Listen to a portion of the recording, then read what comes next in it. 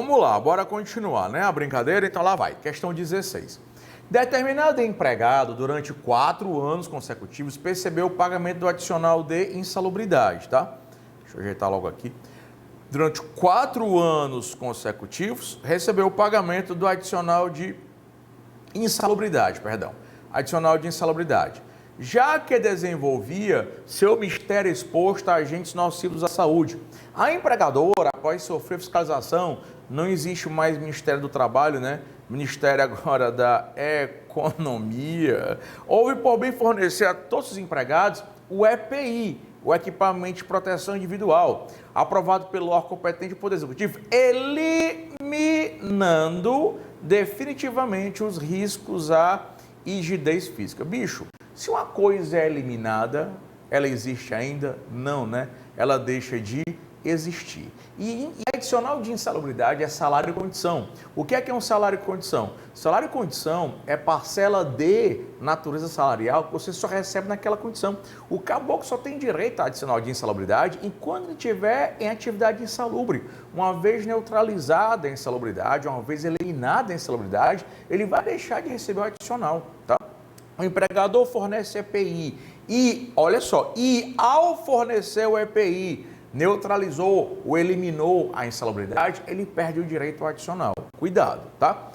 Cuidado. Ele quer a incorreta. Essa questão aqui é antiga, né? 7º exame de ordem, FGV não faz mais questões assim, mas vamos lá. Ele quer a errada. Enquanto percebido, o adicional de insalubridade integra a remuneração do empregado verdadeiro. O adicional de insalubridade é chamado de salário-condição. Se ele é salário-condição, ele tem natureza salarial, só que ele não submete ao princípio da irredutibilidade, porque a condição é o empregado estar naquela situação. Isso acontece com hora extra, com hora noturna, insalubridade e periculosidade. Letra B de bola. Tendo o empregado percebido adicional de insalubridade com habitualidade, a rubrica não pode ser suprimida, ainda que o trabalhador, né, promova a eliminação. Não, cara, se houve a eliminação, não é mais insalubre, tá? Não é mais insalubre e, consequentemente, não tem mais direito ao adicional. Então, essa resposta aqui é a resposta errada, mas é o que a gente quer. Letra C. O trabalhador somente faz jus ao adicional de insalubridade enquanto permanecer exposto a agente de saúde, verdadeiro, independentemente do tempo que percebeu adicional, verdadeiro, porque é salário e condição. E letra D, a eliminação, acabei de falar, ó, a eliminação ou neutralização da insalubridade ocorrerá com a adoção de medidas que conservem bem trabalho dentro do limite de tolerância. Isso aqui é verdadeiríssimo, inclusive são as súmulas, tá? 80, 248 e 289 do TST. Vale a pena você ler, a gente vai ter questões sobre elas depois aqui. Questão 17. Os direitos constitucionais relacionados a seguir já foram regulamentados por lei, exceto o aviso prévio proporcional foi regulamentado. Lei 12.506/11. Participação dos lucros também. É uma leizinha de 2001, 11.101/2001. Licença paternidade. Essa licença foi, ela primeiro, nessa época aqui, não tinha a empresa cidadã, mas essa questão aqui não é sobre empresa cidadã. Essa questão aqui é sobre adicional de paternidade que está regulamentado provisoriamente, mas está regulamentado no artigo 10, eu acho que é parágrafo 1º do ADCT, tá? Então, a única coisa que não está regulamentada, essa questão aqui da confusão, porque a ADCT não é lei, mas tudo bem. A ADCT é norma constitucional, mas esse seria uma lei, né, uma lei em sentido amplo. Deu confusão, mas a FGV não anulou essa. A única que não foi regulamentada foi adicional de penosidade. Artigo 7º, inciso 23, da Constituição Federal. Se você pegar o artigo 7º, inciso 23, ele vai dizer assim, né? São direitos dos trabalhadores urbanos e rurais, além de outros, tal. Adicional de remuneração de insalubridade, de periculosidade e de penosidade. Insalubridade foi regulamentado, periculosidade foi regulamentado, mas a penosidade não foi regulamentada nos termos da lei. É o famoso tem, mas está faltando, né? Você não pode dizer que a penosidade não é um direito do trabalhador, né? A penosidade, ela é um direito do trabalhador, mas aquela história tem, mas está faltando. Tu aí que é de Crateús, vai lá no bairro da Pimenta, tá? Vai lá na mercearia do seu Pompom e chega assim: seu Pompom, o senhor tem farinha? Aí o seu Pompom diz: tenho. Aí você diz: pô, me dê 1 quilo ao seu Pompom, mas está faltando, né? Tenho, mas está faltando. Tenho porque ele vende, mas está faltando porque no momento não tem, tá? Então, a penosidade, ele é um direito trabalhista, até porque está previsto no artigo 7º, inciso 23 da Constituição Federal. Mas está faltando o quê? Está faltando a norma para regulamentar. Então, ele é um direito trabalhista, mas não pode ser exigido pelo empregado. Resposta correta, C de casa. 18. Essa aqui vamos resolver bem tranquila. Hugo, José e Luiz são colegas de trabalho na mesma empresa. Hugo trabalha diretamente com transporte de material inflamável. Se é material inflamável, possibilidade grande de ter adicional de periculosidade, como a gente já viu aqui.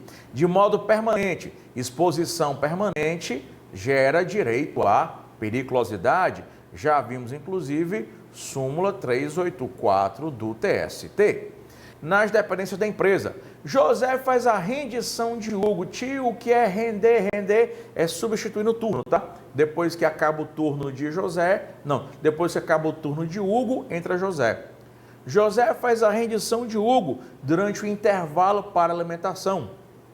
E no restante do tempo, exerce a função de teleoperador.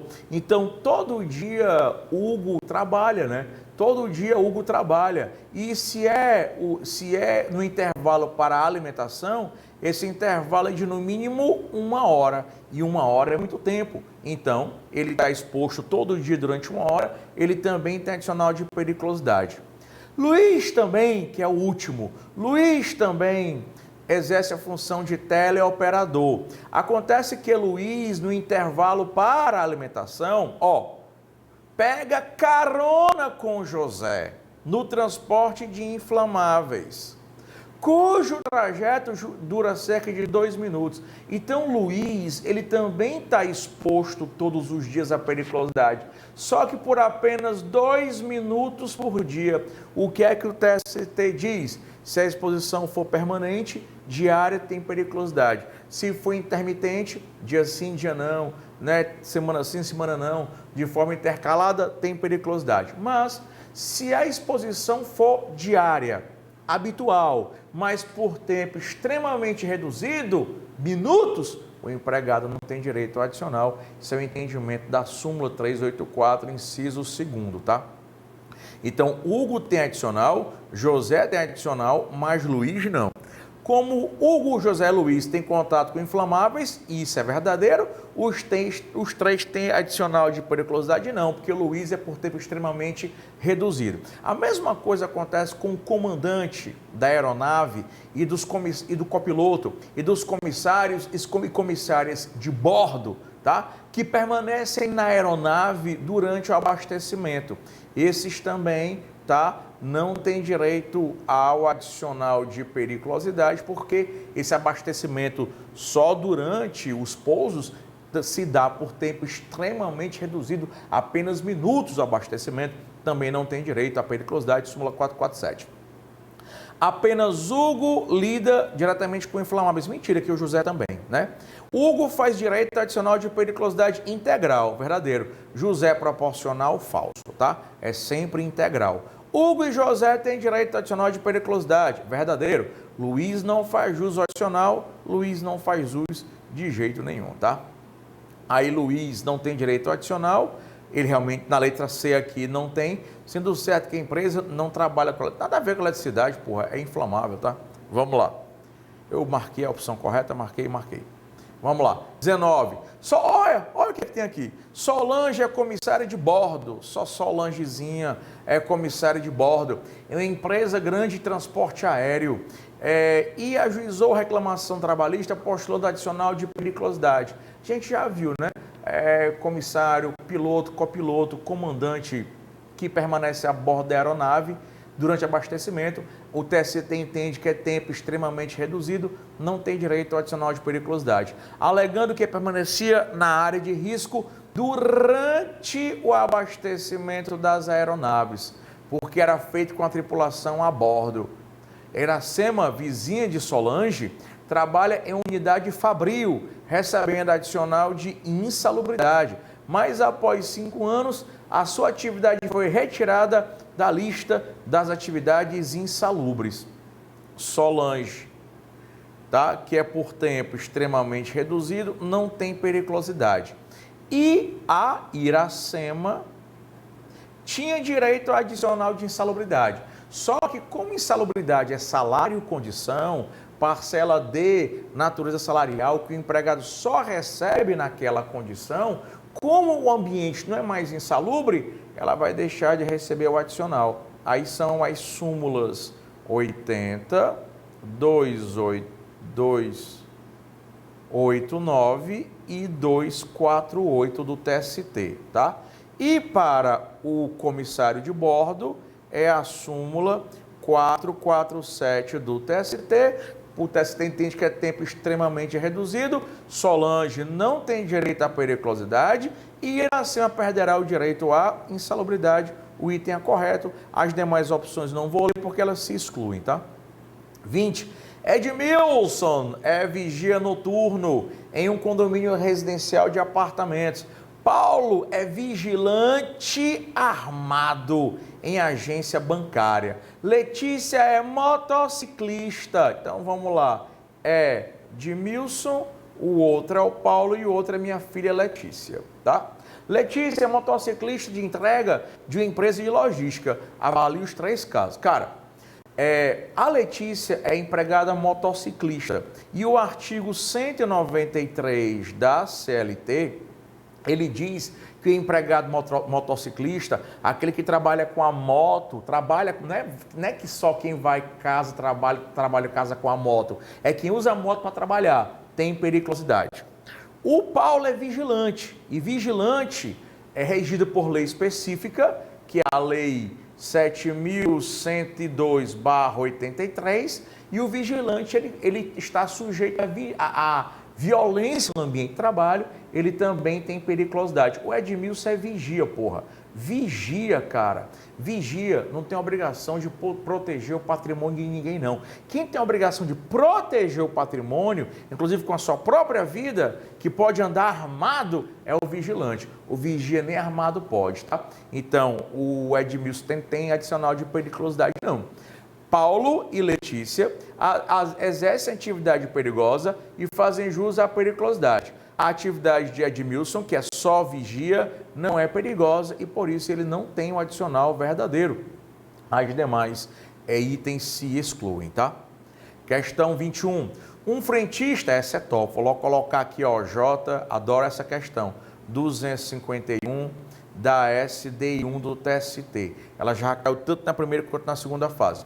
Um frentista de posto de gasolina sofreu um desconto no seu salário referente à devolução do cheque sem previsão de fundo, em razão de não ter observado a recomendação prevista em acordo coletivo de trabalho, no tocante à verificação de sua situação cadastral do cliente no ato da venda do combustível. Dentro da situação hipotética e considerando que a norma coletiva autoriza o desconto salarial, no caso de negligência do empregado, a assinale a correta.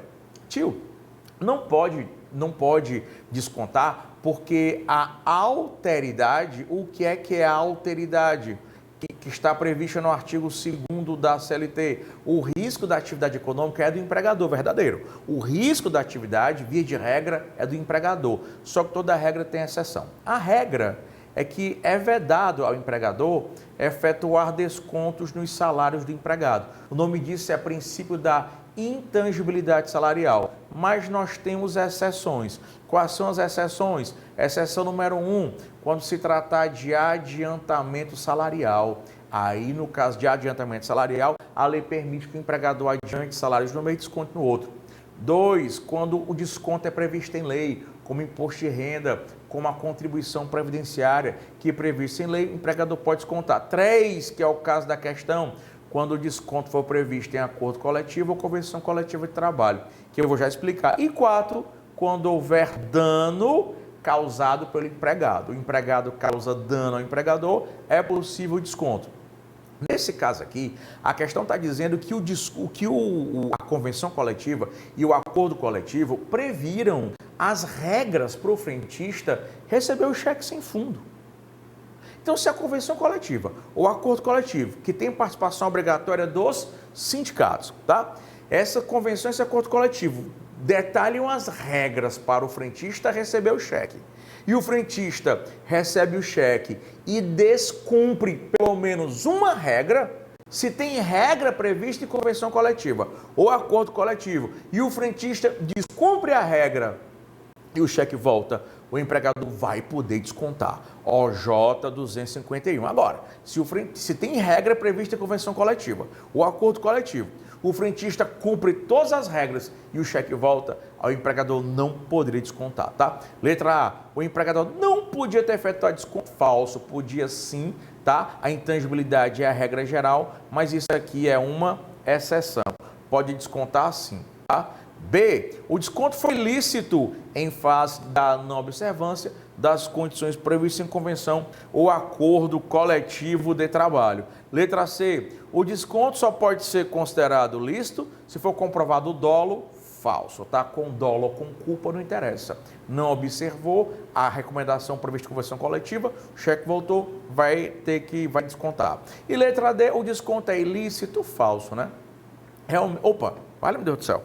Falso. Realmente o empregador, realmente o risco é da atividade. E a regra é que o empregador não pode transferir. Acabei de falar, o nome disso é alteridade. Mas toda regra tem exceção, estamos diante de uma exceção. Questão 22.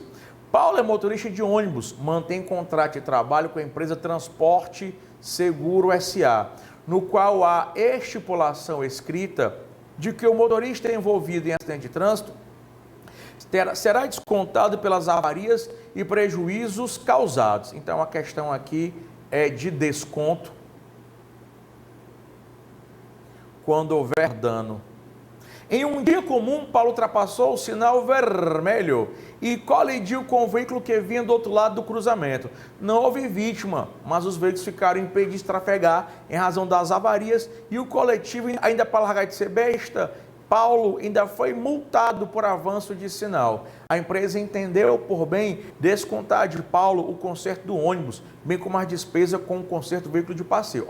O princípio, tá? Artigo 462 da CLT, o princípio é o da intangibilidade salarial, de que o princípio segundo o qual é vedado ao empregador efetuar descontos nos salários do empregado, mas toda regra tem exceção. Se for se tratar de adiantamento, pode descontar. Se tratar de desconto previsto em lei como imposto de renda, tá? Contribuição previdenciária, pode descontar. Se for desconto previsto em convenção coletiva ou acordo coletivo de trabalho, pode descontar. E o caso da questão, se o desconto foi decorrente de dano. Agora, cuidado. Se o dano é culposo, o desconto só é possível se houver o quê?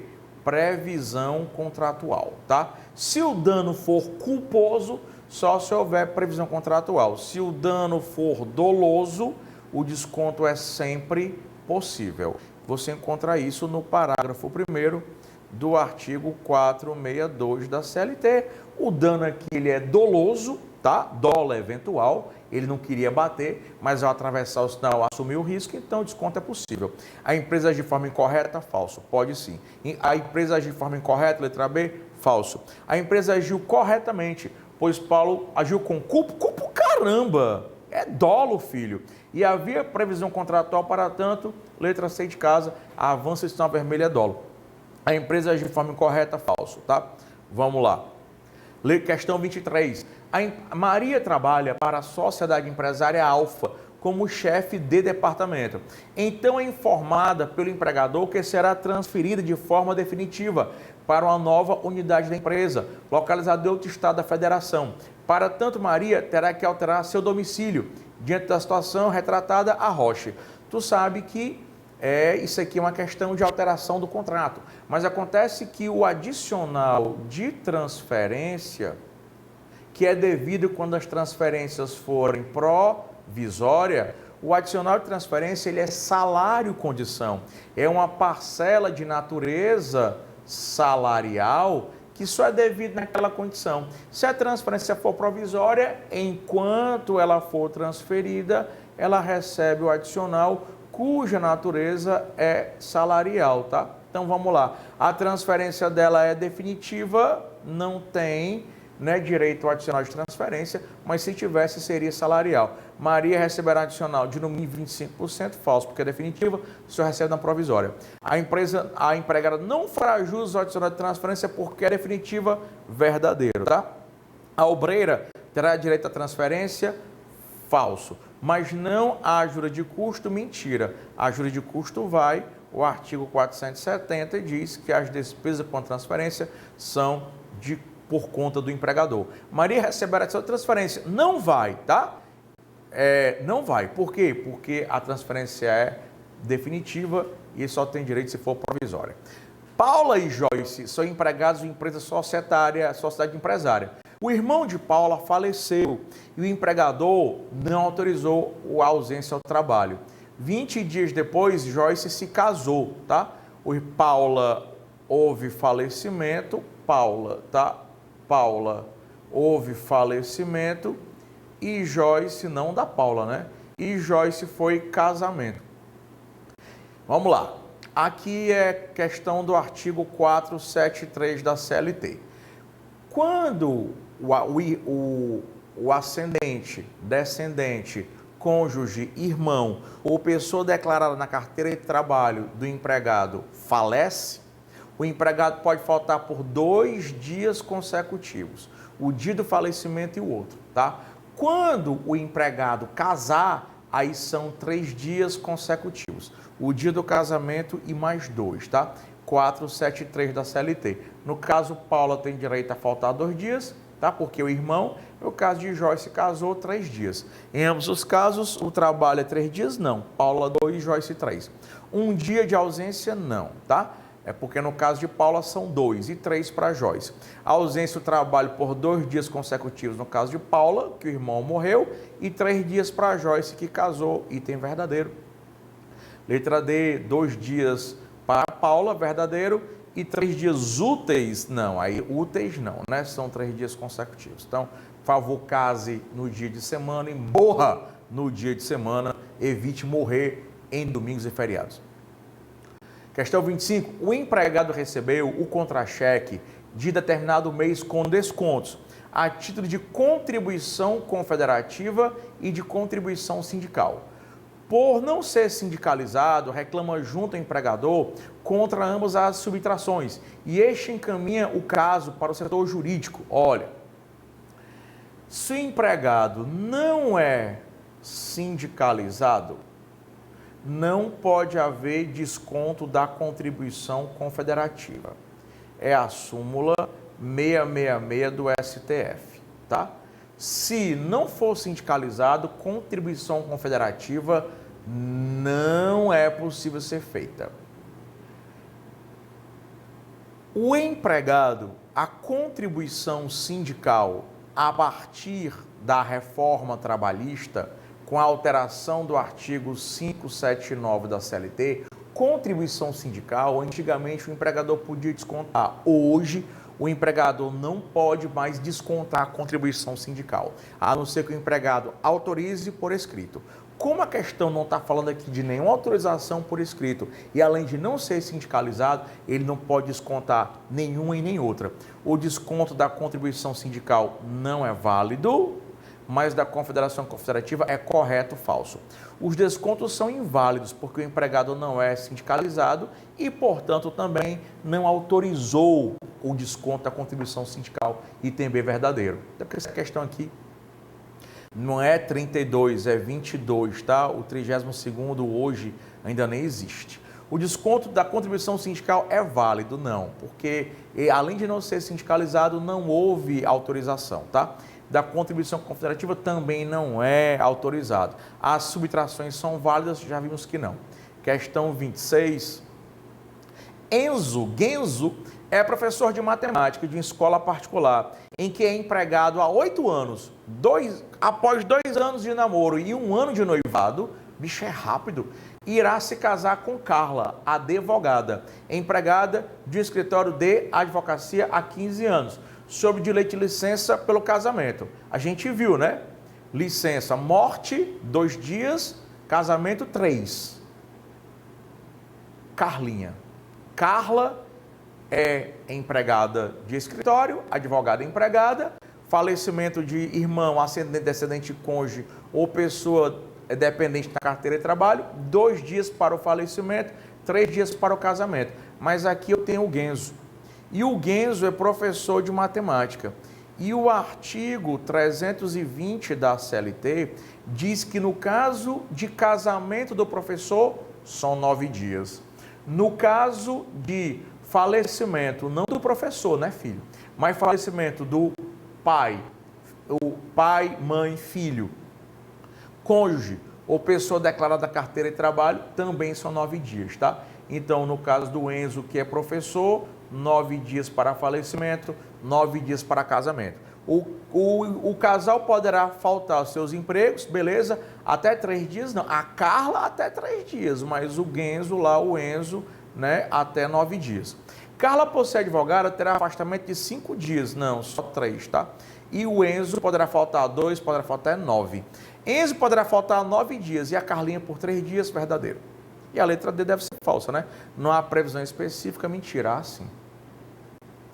Equiparação salarial, vamos lá, vou colocar aqui. Eu faço parte de Tribunal Superior Invejoso, tá? Eu faço parte de Tribunal Superior Invejoso, né? Porque juiz, não, né? Juiz, não, né? TRT, não. Tribunal Superior. Vamos lá. E aqui uma questão, salvo engano, da súmula 159, inciso 1º do TST. Um negócio chamado de salário substituição. Vamos lá. Henrique é técnico, tá? Henrique é técnico de segurança do trabalho na Sociedade Empresária Alfa. Irá aproveitar 20 dias de férias. Então, Henrique vai tirar 20 dias de férias, tá? Pois decidiu converter 10 dias em dinheiro. No seu lugar, assumiu de forma plena Victor, seu melhor assistente. Então, Henrique, tá? Henrique vai tirar férias e Victor vai ficar no lugar. Então, a questão aqui é de equiparação salarial de uma forma muito simples. Existe aqui simultaneidade na prestação de serviço. Tio explica, o nome disso é salário-contribuição. O que é o salário-contribuição? Salário-contribuição é o salário que o substituto faz jus durante a substituição. Então, salário-substituição são os salários do substituto. O empregado substituto, tá? Tem direito de receber os mesmos salários do empregado substituído. Agora, desde que substituto e substituído trabalhem simultaneamente. Henrique não foi demitido. Henrique está de férias. Continua com o contrato vigente e de férias. E o Victor assumiu o seu lugar. Se Henrique tivesse sido demitido e o Vitor assumiu o lugar do Henrique, aí não haveria simultaneidade, não haveria que falar em equiparação salarial, o empregado substituto não faria jus aos salários do substituído, só que não é o caso. O Henrique estava só de férias, tá? E o Vitor substituiu. Os dois continuam na empresa ao mesmo tempo. E aí o Vitor vai fazer jus aos salários do Henrique, tá? Vitor não receberá o mesmo salário do Henrique, falso. Vitor terá o mesmo salário de Henrique, pois a substituição não é eventual. Exato, ela não é eventual, ela é habitual. Inclusive, a substituição nas férias, ela é habitual, tá? Vitor terá direito ao seu salário e ao do Henrique não. É só o salário do Henrique, tá? E a situação é ilegal, falso. A situação é legal porque o próprio artigo 450 da CLT permite que o empregador faça isso. Questão 28. Marcos foi contratado para o cargo de escriturário de um banco privado. Iniciada a sua atividade, só um segundinho aqui.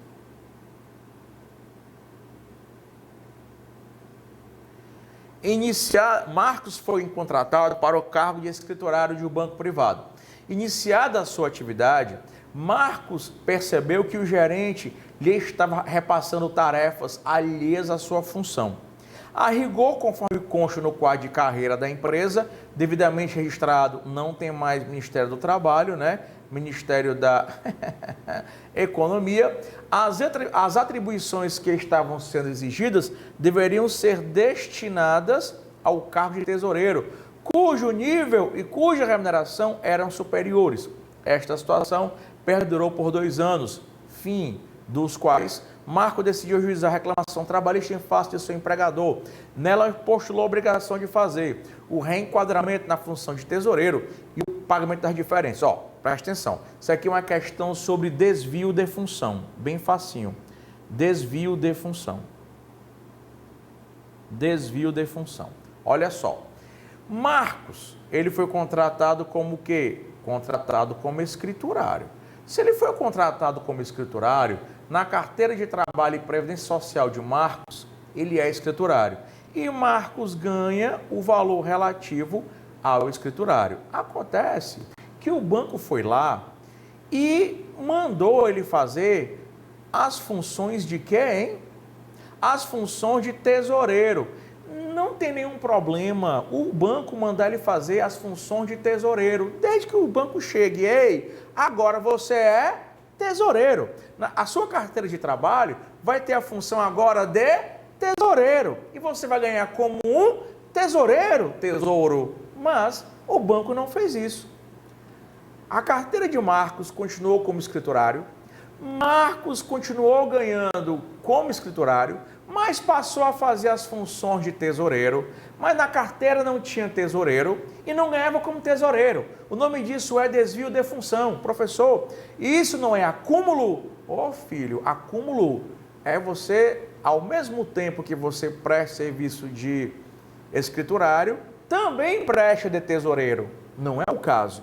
Ele prestava serviço escriturário, de repente passou a trabalhar como tesoureiro. Só que o banco não alterou sua carteira de trabalho. O banco não pagou as diferenças salariais. Isso é desvio de função, tá?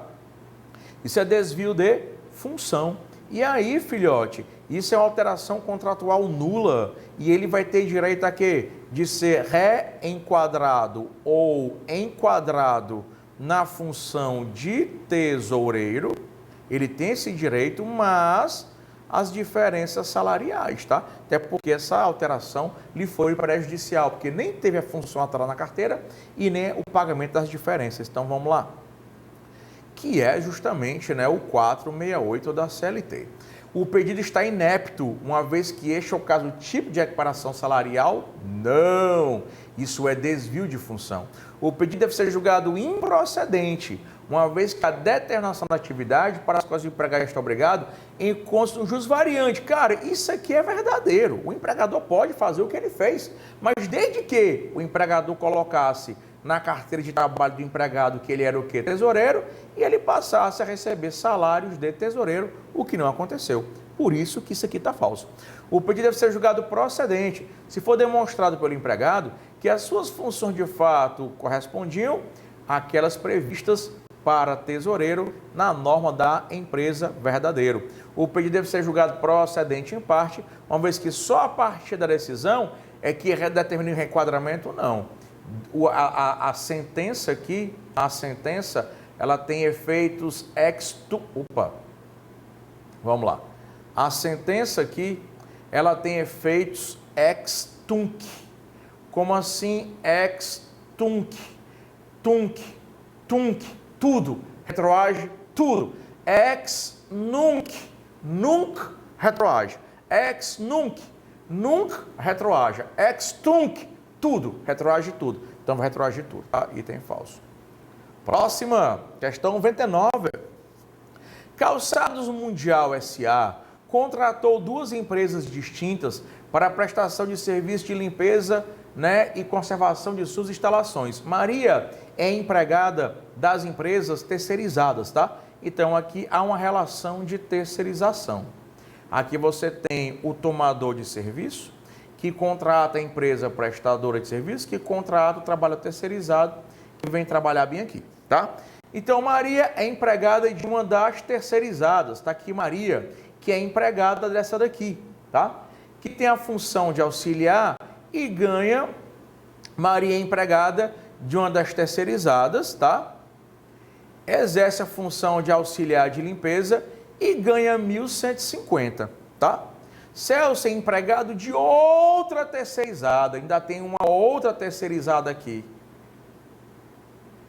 que exerce a mesma função de Maria e trabalha também nesse mesmo local, a partir do quadro da planta assinale. Ó, cuidado, isso aqui não é caso de equiparação salarial, não é equiparação salarial. Por quê? Porque a equiparação salarial é o mesmo empregador. E o empregador de Maria é uma empresa, o empregador de Celso é outra. Então, eles não têm direito de receber o mesmo valor? Tem, mas eles têm direito de receber por uma coisa chamada de equidade, e eu sou antigo, eu vou colocar trema, equidade salarial. A equidade salarial está prevista no artigo 12 da lei, artigo 12, a linha A, da Lei 6.019/74. E a equidade salarial é quando você tem empregados de empregadores diferentes, mas que têm a mesma função e prestam serviço no mesmo local, tá? O nome disso não é equiparação, porque equiparação é o mesmo empregador. Aqui é caso de equidade salarial. Celso poderá requerer o mesmo salário de Maria, pois pode-se falar em empregador único falso, que pode o mesmo salário? Pode, mas empregador único não, porque os empregadores são diferentes. Uma Maria é empresa de uma empresa terceirização, é empregado de uma empresa de terceirização, o Celso é de outra, tá? Letra B, impossível a equiparação salarial. Realmente é impossível. Mas se outro, é impossível que empregador é diferente, mas se outro direito for violado, a responsabilidade é solidária? Não, cara. Terceirização, a responsabilidade é o quê? Subsidiária, né? Súmula 331, inciso 4º. Viável a equiparação salarial? Falso, porque Celso e Maria não são empregados da mesma empresa. Não é possível a equiparação salarial, não é. Eles têm direito ao mesmo salário? Tem, mas por uma questão de equidade salarial, tá? Questão 30, acho que é a última, né?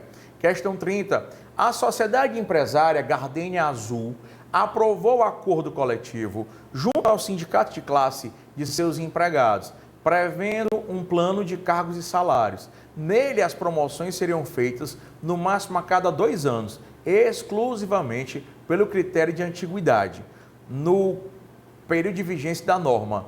Volta ajuizou a ação requerendo equiparação salarial. Bem rapidinho aqui. Vamos lá. Equiparação salarial. Artigo 461 da CLT. Olha os requisitos. Os requisitos. Eu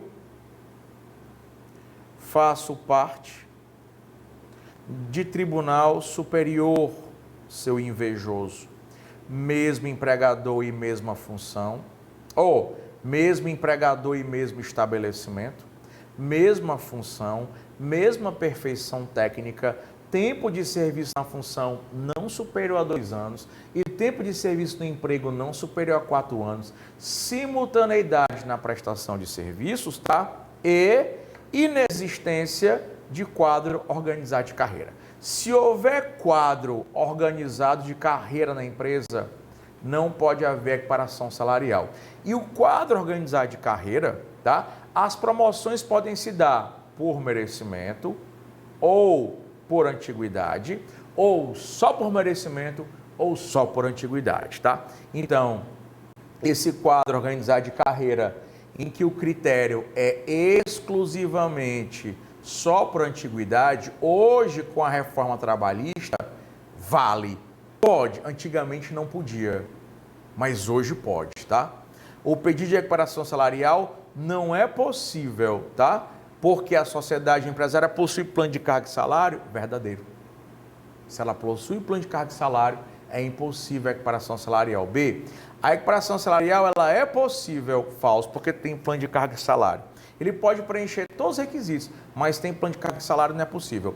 A observância ou não do acordo ficará a cargo do juiz, falso. O plano de carga e salário, por ser fruto de negociação coletiva, não precisa nem haver negociação coletiva. Havendo plano de carga e salário, não é possível a equiparação salarial, tá? A gente terminou aqui essas questõezinhas, tá? E aí o tio depois volta com mais questões, só que sobre jornada de trabalho. Até a próxima.